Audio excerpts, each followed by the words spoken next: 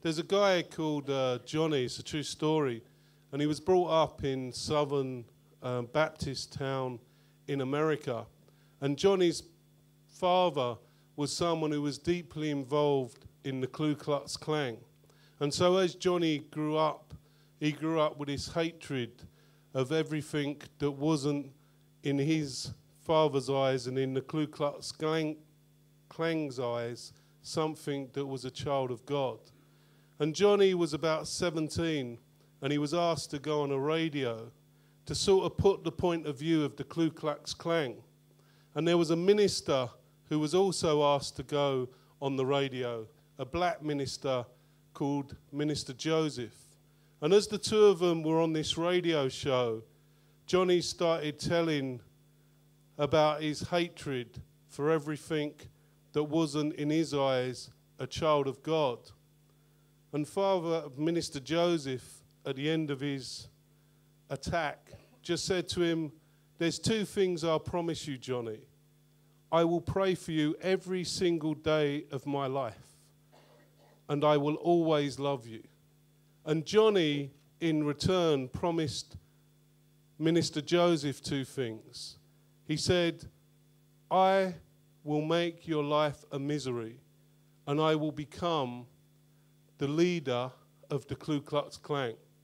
So anyway, Johnny went on in his life, and he became the imperial wizard of the Ku Klux Klan. And as he gained that power, he decided to really attack and destroy everything that Minister Joseph loved.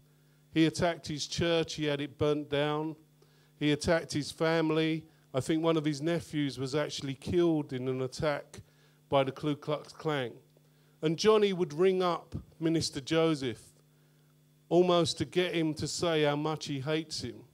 And each time he rang him up, Minister Joseph would say, "Johnny, my brother, I love you. I forgive you. Come and eat with my family. Come and see us. We love you. Jesus loves you." And in the end, Johnny got so fed up, no matter what he did, this minister would never hate him, that he gave up. But there was another dream that Johnny wanted, and he wanted to get all these different hate groups, the neo-Nazis, the Ku Klux Klan together, and he wanted to make one massive hate family which could conquer the world in his eyes. So he brought together the Hells Angels, the Ku Klux Klan, the neo-Nazis in America.